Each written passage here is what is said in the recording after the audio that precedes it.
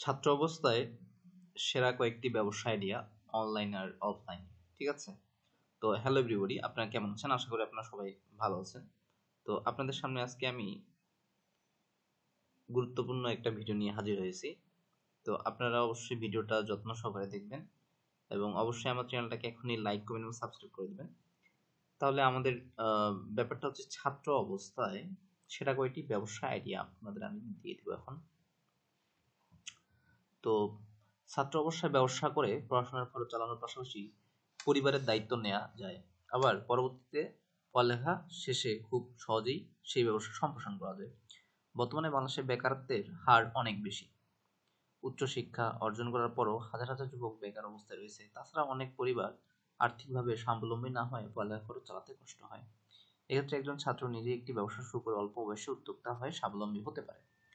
তাই ছাত্রদের জন্য বাছাই করা সেরা কয়েকটি অনলাইন অফলাইন ব্যবসা করে আয়ের সুযোগ সম্পর্কে নিচে তুলে ধরা হলো। ছাত্র অবস্থায় অনলাইনে আয়ের উপায়। ছাত্র অবস্থায় পড়ালেখার পাশাপাশি বাড়তি আয়ের জন্য কোনো ব্যবসা প্রতিষ্ঠান তৈরি করা অনেকটাই কঠিন। ফলে এ সময় ঘরে অবশ্য বসেই অনলাইনে ইনকাম করার অর্জনেই অধিকাংশ ছাত্রছাত্রীদের চেষ্টা করে থাকে। তাই আপনাদের জন্য ছাত্র অবস্থায় অনলাইন থেকে ইনকাম করা 5টি সেরা উপায় তুলে ধরা হলো। ই কমার্স ব্যবসা করে আয়। তো ই কমার্স হলো এক ধরনের অনলাইন ব্যবসা যেখানে পণ্য বা সেবা ডিজিটাল প্ল্যাটফর্মের মাধ্যমে বিক্রি করা হয়। বাংলাদেশে দিন দিন এই ব্যবসার ব্যাপক প্রসার হচ্ছে। বাংলাদেশের বড় কিছু ই কমার্স প্রতিষ্ঠান হচ্ছে দারাজ, রকমারি, পিকআপ ইত্যাদি। প্রাথমিকভাবে ই কমার্স ব্যবসা শুরু করতে 20 থেকে 50 হাজার টাকার মতো খরচ হতে পারে। তবে অনলাইন প্ল্যাটফর্ম এবং মার্কেটিং সম্পর্কে আপনার ভালো ধারণা থাকলে এর থেকে অনেক কম খরচেই ব্যবসা শুরু করতে পারবেন। এছাড়াও ব্যবসার ধরন এবং পণ্যের পরিমাণের উপর খরচের পরিমাণ নির্ভর করে। ই কমার্স ব্যবসা শুরু করতে একটি ওয়েবসাইট বা সোশ্যাল মিডিয়া পেজ আপনার প্রয়োজন হবে। তারপর নির্ভরযোগ্য মাধ্যম থেকে বা উৎপাদনকারী থেকে কম মূল্যে পণ্য সংগ্রহের ব্যবস্থা করতে হবে। ওয়েবসাইটে এসইও বা ফেসবুক মার্কেটিং স্ট্র্যাটেজি সম্পর্কে ভালো ধারণা থাকতে হবে। এই ব্যবসার মাসিক আয় আপনার কাস্টমারের পরিমাণ নির্ধারিত পণ্যের বাজার চাহিদা মার্কেটিং এর উপর নির্ভর করে 20,000 থেকে শুরু করে 1 লাখ টাকা বেশি হতে পারে। তারপর আপনারা 2 নম্বর যে ব্যবসা সেটা হচ্ছে ড্রপ শিপিং করে ব্যবসা। তো ড্রপ শিপিং ব্যবসাটি মূলত এক প্রকার ই কমার্স ব্যবসা, কিন্তু এই ধরনের ব্যবসাতে আপনাকে পণ্য মজুত রাখার প্রয়োজন হবে না। এক্ষেত্রে আপনি কোনো একটি কোম্পানির পণ্য নিজের কাছে সংগ্রহ না করে একটি অনলাইন স্টোরের মাধ্যমে কাস্টমারের কাছ থেকে অর্ডার সংগ্রহ করবেন। তারপর পণ্য ডেলিভারি করার সময় সেই কোম্পানি থেকে সরাসরি কাস্টমারের কাছে পণ্য প্রেরণ করা হবে। তারপর কাস্টমারের কাছ থেকে পণ্যের মূল্য সংগ্রহ করে আপনাকে আপনার লাভের হার বুঝিয়ে দেওয়া হবে।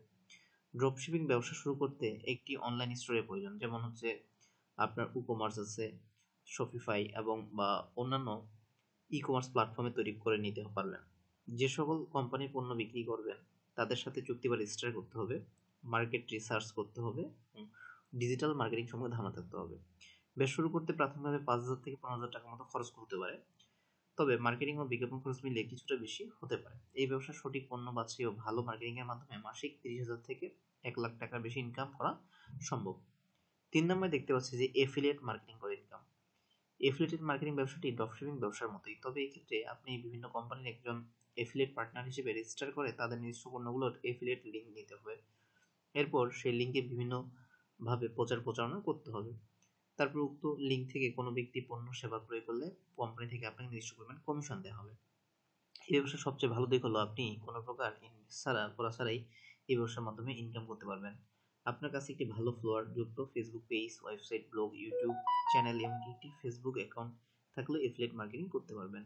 বর্তমানে মানুষের অসংখ্য কোম্পানি তাদের আহ, পণ্য ও সেবা বিক্রির জন্য এফিলিয়েট পার্টনার নিয়ে থাকে। তাছাড়া ইন্টারন্যাশনাল কোম্পানি অ্যামাজন, ইবে, শেয়ার শেয়ার সেলস, ঠিক আছে, তারপর ইত্যাদি তো রয়েছেই। এক্ষেত্রে সবচেয়ে লাভজনক হয় বিভিন্ন কোর্স, ডিজিটাল প্রোডাক্ট ইত্যাদির এফিলিয়েট করা। প্রাথমিকভাবে একজন এফিলিয়েট মার্কেটের মাসিক 5 থেকে 10 হাজার টাকা ইনকাম করতে পারবে। অভিজ্ঞতা বৃদ্ধি পেলে ইনকামের এই সংখ্যা আরও 10 গুণ বৃদ্ধি পাওয়া সম্ভব, অর্থাৎ 50 থেকে 1 লাখ টাকা ইনকাম করতে পারবেন। তো ফ্রিল্যান্সিং করে ইনকাম। বর্তমানে বাংলাদেশে ফ্রিল্যান্সিং এর প্রতি যুব সমাজ বিশেষ করে ছাত্রদের আগ্রহ অনেক বেশি, কারণ একজন ফ্রিল্যান্সার খুব সহজেই তার পড়ালেখা অন্যান্য কাজের পাশাপাশি অনলাইন থেকে বাড়তি ইনকাম করতে পারে। তবে সঠিক গাইডলাইন ও পর্যাপ্ত রিসোর্স না থাকায় অনেকেই সঠিকভাবে এই কাজে টিকে থাকতে পারে না। যাই হোক, আপনার কাছে যদি একটি কম্পিউটার, ল্যাপটপ থাকে এবং ইন্টারনেট সংযোগ থাকে তাহলে আপনি ফ্রিল্যান্সিং করতে পারবেন। এমনকি অনেকে মোবাইল দিয়েও ছোটখাটো টাস্ক কমপ্লিট করে ইনকাম করে থাকে। একজন ফ্রিল্যান্সারকে সর্বপ্রথম নির্দিষ্ট কোনো একটি কাজে দক্ষ হতে হবে। সাধারণত আমরা ফ্রিল্যান্সারের কাজ বলতে graphic design, web development, digital marketing এই সকল কাজগুলোকেই বুঝে থাকি। বর্তমানে এই সকল কাজের গুলো শেখার সবচেয়ে বিশ্বস্ত উপযুক্ত মাধ্যম হলো ইউটিউব ও গুগল। এই দুটি প্ল্যাটফর্ম থেকে ভালোভাবে রিসার্চ করলে এবং নিয়মিত চর্চা করলে কোনো কোর্স করা ছাড়াই দক্ষতা অর্জন করতে পারবেন। প্রাথমিকভাবে শুধুমাত্র ল্যাপটপ কম্পিউটার নিতে 20 থেকে 30,000 টাকা আপনার খরচ হতে পারে। তারপর কাজের পর দক্ষতা অর্জন ও সময় নির্ভর করবে আপনার ডেডিকেশনের উপর। ফ্রিল্যান্সিং এর কাজ পাওয়ার জন্য আপনি আপওয়ার্ক, ফাইবার, freelancer.com, 99 ডিজাইন ইত্যাদি মার্কেটপ্লেস এবং লিঙ্কডইনের মতো সোশ্যাল মিডিয়া ব্যবহার করতে পারবেন। একজন সফল ফ্রিল্যান্সার হতে চাইলে আপনার ধৈর্য, মনোযোগ ও দক্ষতা বৃদ্ধি চেষ্টা থাকতে হবে। কন্টেন্ট রাইট কন্টেন্ট রাইট করে ইনকাম। ঠিক আছে, আমরা ওয়েবসাইটে বিভিন্ন ব্লগ পোস্ট পড়ে থাকি, ফেসবুকে বিভিন্ন পেজে বড় বড় কন্টেন্ট পড়ে থাকি, কিন্তু ইউটিউবে হাজারো ভিডিও দেখে থাকি। এ সকল blog post, Facebook content, YouTube video তৈরির জন্য স্ক্রিপ্ট লিখতে প্রয়োজন হয় কন্টেন্ট রাইটারের। তাই একজন দক্ষ কন্টেন্ট রাইটারের চাহিদা থাকে অনেক। এসেছে আপনি এক্ষেত্রে আপনি একজন কন্টেন্ট রাইটার হিসেবে বিভিন্ন প্ল্যাটফর্মে লেখালেখি করে ভালো পরিমাণ ইনকাম করতে পারেন। কন্টেন্ট রাইটিং ব্যবসাতে আপনার কোনো পুঁজি লাগবে না, শুধুমাত্র ভালোভাবে রিসার্চ করার মতো মানসিক থাকতে হবে। ব্যবসাটি শুরু করার জন্য সৃজনশীলতার সাথে লেখার দক্ষতা, নির্ভরযোগ্য উৎস থেকে তথ্য সংগ্রহের সামর্থ্য এবং এসইও বা সার্চ ইঞ্জিনের অপটিমাইজেশন সম্পর্কে প্রাথমিক ধারণা থাকতে হবে। মোবাইল দিয়েও কন্টেন্ট রাইটিং করা সম্ভব। ইংরেজি সম্পর্কে আপনার ভালো ধারণা থাকলে এবং দক্ষ কন্টেন্ট রাইটার হতে পারলে মাসে 30,000 থেকে 1 লাখ টাকাও বেশি ইনকাম করা সম্ভব। ইন্টারন্যাশনাল ক্লায়েন্ট পাওয়ার জন্য আপওয়ার্ক, ফাইবার এবং লিঙ্কডইন ইত্যাদি মাধ্যমগুলো ব্যবহার করতে পারেন। যদিও বর্তমানে আর্টিফিশিয়াল ইন্টেলিজেন্স আসার পর কন্টেন্ট রাইটারের চাহিদা অনেক কমেছে, তবুও একজন দক্ষ কন্টেন্ট ক্রিয়েটর, কন্টেন্ট রাইটারের এখনো ব্যাপক চাহিদা রয়েছে। এরপর যদি আপনি অনলাইন বিজনেস ছাড়া ফিজিক্যালি কোনো বিজনেস করতে চান, সেক্ষেত্রে অল্প পুঁজিতে আপনার ছাত্র অবস্থায় করতে পারবেন। যেমন হচ্ছে স্ট্রিট ফুডের ব্যবসা, বর্তমানে কিন্তু এটা জনপ্রিয়। ঠিক আছে, তো অনেকে কিন্তু স্ট্রিট ফুডের ব্যবসা করে আপনার নিজের পড়ালেখার খরচ, তাছাড়া পরিবারকে দেখাশোনা করতেছে। ঠিক আছে, তারপর হচ্ছে আপনাদের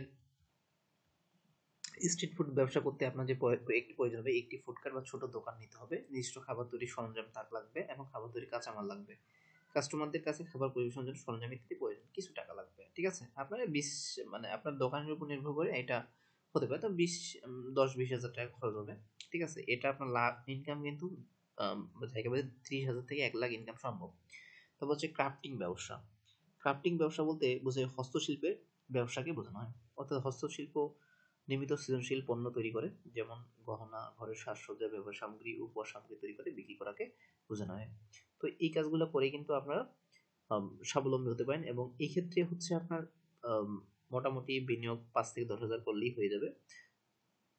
ঠিক আছে, তো প্রাথমিকভাবে ক্রাফটিং ব্যবসা শুরুর জন্য আপনার যেটা লাগবে যে গ্লু, পান, কাঁচি, থ্রেড, বিটস, রং এবং এর উপকরণ কিছু লাগবে।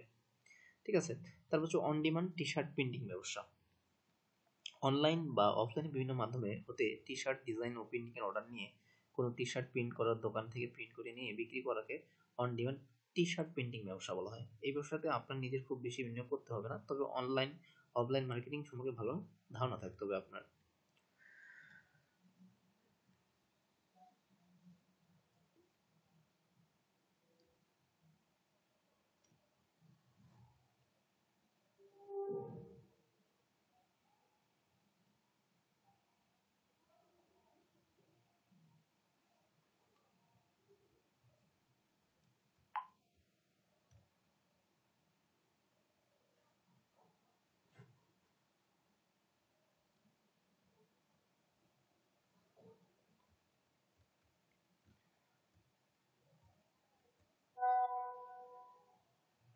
এক্ষেত্রে আপনার মূল টার্গেট হবে বিভিন্ন উৎসব, ট্যুর, শিক্ষা সফর, খেলার আয়োজন ইত্যাদিকে কেন্দ্র করে। কারণ এই সকল আয়োজনের জন্য মানুষজন একটি নির্দিষ্ট প্যাটার্নের টি শার্ট পরতে পছন্দ করে। আপনার যে টি শার্ট গুলো দেখি সচরাচর মানে যে আমরা প্রিন্ট করি, এই কাজটা বোঝানো হচ্ছে। ঠিক আছে, তারপর হচ্ছে কোয়েল পাখি পালন। তো আপনারা কোয়েল পাখি পালন করে কিন্তু ইনকাম করতে পারেন। তারপর হচ্ছে এক্ষেত্রে কিন্তু আপনার জায়গা কম লাগবে এবং টাকা কম লাগে। তারপর হচ্ছে দেশি মুরগি পালন। আপনারা যারা গ্রামে থাকেন তারা দেশি মুরগি পালন করে হচ্ছে ইনকাম করতে পারেন।